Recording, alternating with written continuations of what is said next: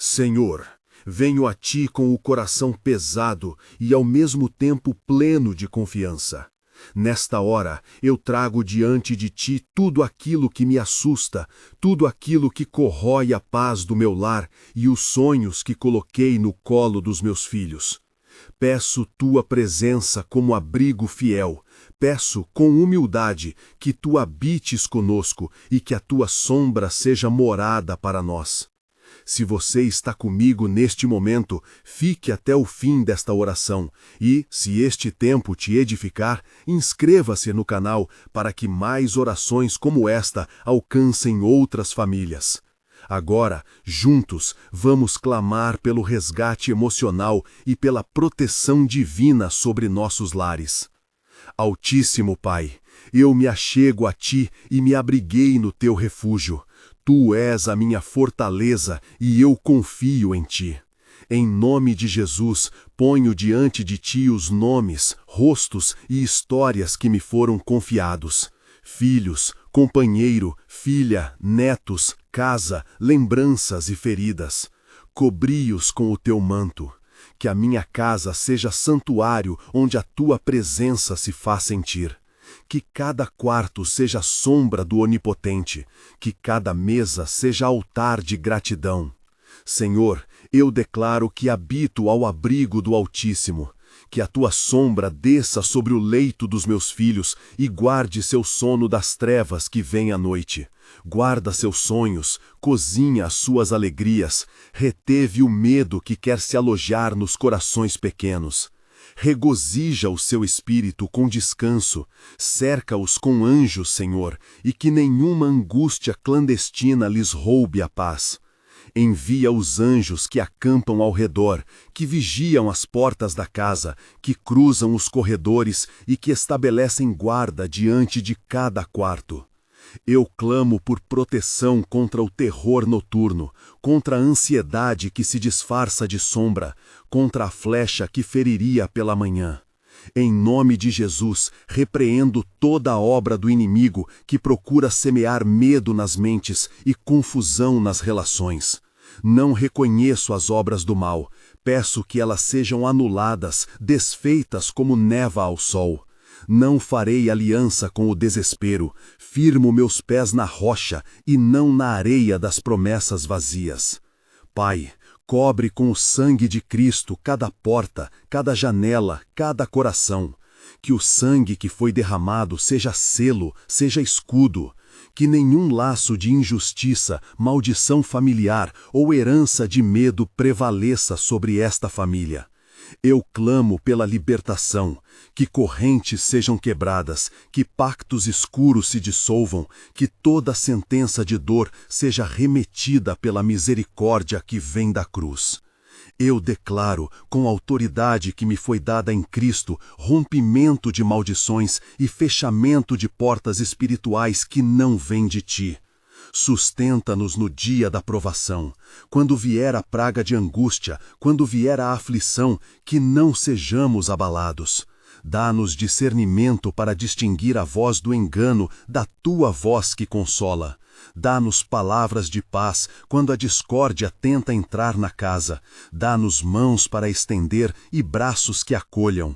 Que a sabedoria do alto habite em nós e nos oriente em decisões pequenas e grandes, no cuidado dos filhos e na administração do sustento. Senhor, peço especificamente pelos corações feridos.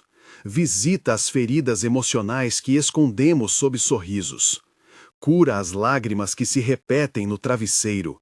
Seca a garganta apertada de quem guarda a culpa. Ensina-nos a perdoar, a nós mesmos e aos outros, para que o amor renasça e a cumplicidade floresça novamente. Faz que os laços familiares sejam tecidos por Tua paciência e pela Tua graça.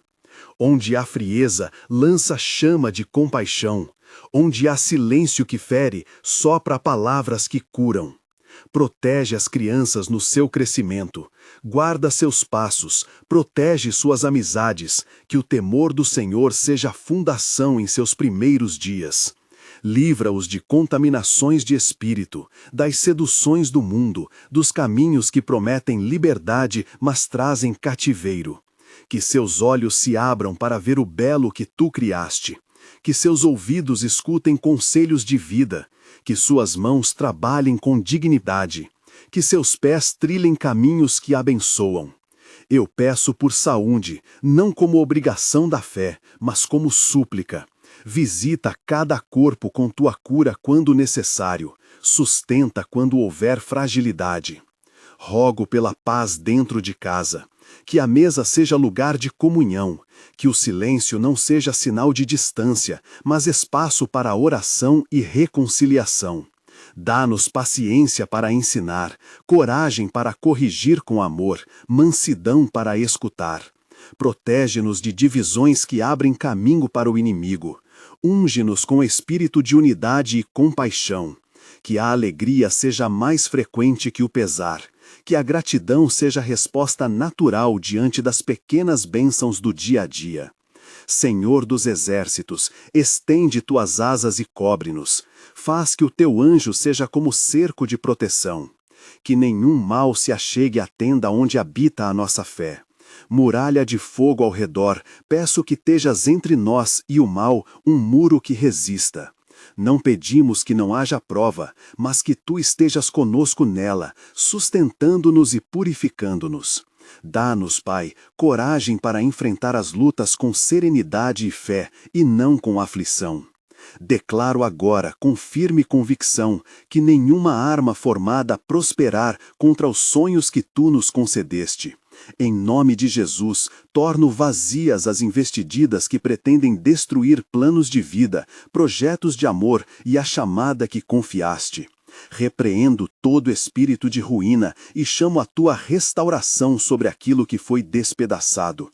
Que a restauração seja completa, de relacionamentos, de finanças abaladas, de esperanças desfeitas, segundo a tua vontade e tempo perfeito. Pai, eu peço provisão. Não peço riquezas egoístas, mas o suficiente para honrar-te e para cuidar bem da família. Abre as janelas dos céus para que a tua graça alcance nossas mãos, capacitando-nos a semear, partilhar e sustentar. Dá-nos sabedoria para usar o que nos confiaste com justiça e generosidade. Ensina-nos a depender de ti mais do que das próprias forças. Senhor, mantém-nos firmes na confissão, que a nossa boca repita promessas de fé e esperança, que nossos lábios declarem a tua fidelidade quando a noite pesar. Faz que a oração seja refúgio regular, que o orar em conjunto na casa torne-se lei de convivência. Quando a dúvida sussurrar, que nós nos lembremos de que tu és refúgio e fortaleza, e que em ti colocamos a nossa confiança. Protege as memórias, transforma lembranças de dor em testemunhos de graça.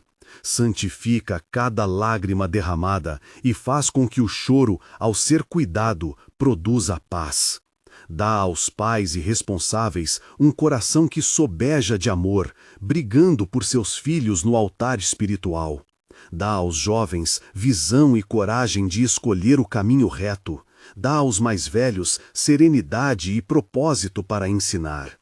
Agora, com voz firme e coração entregue, eu declaro: sobre esta casa e sobre esta família, a cobertura do sangue de Cristo. Nenhum mal interno terá autoridade onde o sangue foi traçado em fé. Nenhum laço de medo prevalecerá onde há fé ativa. Ordeno, em nome de Jesus, que toda obra contrária seja atada e dissolvida. Que a paz de Deus, que excede todo entendimento, guarde os nossos corações e mentes. Senhor, que a tua presença seja presença contínua. Que não sejamos apenas abrigados por uma hora, mas habitantes da tua sombra todos os dias. Ensina-nos a buscar primeiro o teu reino, para que as tuas promessas se manifestem no caminhar de cada dia. Dá-nos constância na oração, firmeza na fé e ternura no amor. Agradeço-te, Pai, por ouvir este clamor. Obrigado por enviar anjos em nosso favor, por cercar-nos com proteção invisível e eficaz. Obrigado por tua paciência quando falhamos e por tua mão que nos levanta. Em tudo, eu deposito confiante a nossa família em tuas mãos, crendo que tu és o nosso refúgio e fortaleza, o nosso socorro bem presente na angústia. Em nome de Jesus, entrego cada um dos que aqui estão mencionados. Que a tua paz more em nossos lares como rio sereno. Que o teu amor nos sustente e que a nossa fé seja firme até o dia em que tudo se ache completado em ti. Amém. Se esta oração tocou o seu coração, deixe um like e compartilhe com alguém que precisa de cobertura hoje. Inscreva-se no canal para receber outras orações e mensagens de proteção. Assim, você ajuda a levar esperança a mais lares. Que Deus te abençoe e te guarde sempre. Quando as últimas palavras ficaram no ar, o salão respirou como quem desperta de um sonho. Houve quem permanecesse de joelhos, os dedos ainda entrelaçados. Outros ergueram o olhar como quem busca confirmar que o céu não se fechará. O ar estava denso de esperança. Um cheiro suave de incenso misturado ao aroma do café que já fazia vultos na cozinha ao lado. Crianças, cansadas, apoiavam a cabeça no colo dos pais. Um velho estendeu a mão e segurou firme a mão do vizinho, como se ali se achasse a certeza de que não estavam sós. O pastor permaneceu alguns instantes em silêncio, os olhos marejados, a voz embargada pelaquilo que havia semeado. Ao lado dele, a caixa de ofertas estava quieta, e por trás das cadeiras, jovens conversavam em voz baixa, trocando promessas e planos de auxílio. Uma mulher, com o cabelo prateado preso num coque simples, aproximou-se devagar. Segurou a mão do líder da comunidade e sussurrou: "Hoje eu senti algo que não sentia há anos. Obrigada por orar por minha casa." Havia na sua fala menos palavras do que lágrimas, mas as palavras foram suficientes para que todos soubessem que a oração tinha tocado vidas de modo concreto. Logo depois, uma jovem mãe, ainda com a criança no colo, aproximou-se com passos hesitantes. O marido dela estava fora, lutando contra o vício que roubara a paz da família. Ela contou entre soluços contidos como as noites haviam sido longas e vazias, como a vergonha tinha sido companhia mais fiel que o descanso. O pastor a ouviu sem interromper, e quando ela terminou, bateu levemente no ombro dela e disse: "Não carregue mais isso sozinha, deixa que a igreja seja a rede. Vamos orar, caminhar com você, buscar ajuda prática. Deus quer restaurar o que foi quebrado." Naquele gesto simples de oferta de ajuda, muitos foram lembrados de que a fé exige obras que acompanhem as palavras.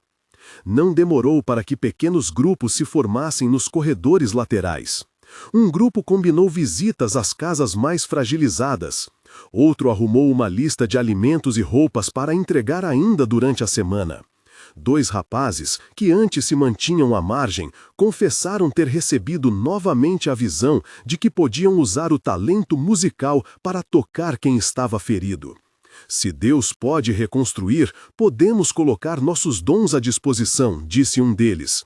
E a resposta foi um sorriso que fez a esperança brotar mais forte.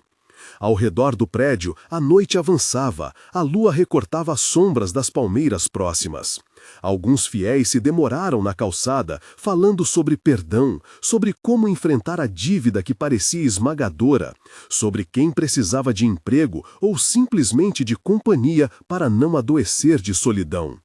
Discussões práticas se misturavam com testemunhos. Um homem contou que naquela manhã recebeu uma carta anunciando o fechamento de uma porta que parecia definitiva, mas que após a oração sentira paz e encontrara uma nova oportunidade inesperada. Outro relatou que sua filha, antes distante, telefonara e pedira conversa, um primeiro passo que trouxe alívio. O pastor observava tudo com o coração apertado de gratidão. Sabia que uma oração potente não substitui o trabalho diário, mas que ela planta raízes que precisam ser regadas com ações. Por isso, antes de partir, chamou a atenção de todos. A fé que invocamos precisa de praticantes. Amanhã, às 8, iremos organizar ajuda para quem está em dificuldade. Quem puder, venha. Não traga só as mãos vazias, traga coração disposto. Havia ali um tom de convotação que não era autoritário. Era convite para quem queria ver a alerta da fé transformar-se em cuidado vivo. Na saída, o vento noturno trouxera um frio leve. Luzes da rua se acendiam timidamente. O sino da igreja tocou 3 vezes, sinal de que a casa fecharia por aquela noite. Pessoas trocaram abraços demorados, promessas de telefone, convites para o almoço de domingo. Uns caminhavam em silêncio, outros entoavam pequenas canções. Um jovem, que até então se mostrara cético, aproximou-se do pastor e disse: "Senti algo diferente, não sei explicar, mas quero tentar." O pastor, com um sorriso sereno, respondeu: "Vem junto. Fé é caminhada, e ninguém precisa caminhar sozinho." Quando as portas finalmente se fecharam, ficaram na memória do pastor os nomes que lhe tinham sido confiados. Rostos que pediam auxílio, olhos que pediam consolo, histórias que pediam intervenção. Ele sentiu o chamado de organizar não só orações, mas uma rotina de bênçãos. Visitas aos doentes, cursos para famílias, batalhas de aconselhamento, modos práticos de amparar o frágil. Havia muito trabalho pela frente, e ele se alegrou, porque trabalho digno de ser feito é sinal de que a semente lançada começava a germinar. No caminho para casa, o pastor atravessou a pequena praça iluminada por um poste antigo. Uma criança brincava ainda, seu riso claro cortando a noite. E a imagem foi como promessa de que aquilo que fora pedido na oração, paz nos lares, proteção, provisão, poderia traduzir-se em risos concretos nas pequenas manhãs que viriam. Passantes acenavam discretamente, vizinhos que antes mal se falavam trocaram um cumprimento, e o pastor pensou em como a transformação muitas vezes começa em gestos simples: uma visita, um prato de comida, uma palavra de encorajamento. Ao abrir a porta de casa, a esposa o recebeu com um olhar que misturava cansaço e alívio. Eles conversaram pouco, mas o silêncio entre ambos não era vazio, era partilha do que Deus tinha feito naqueles corações.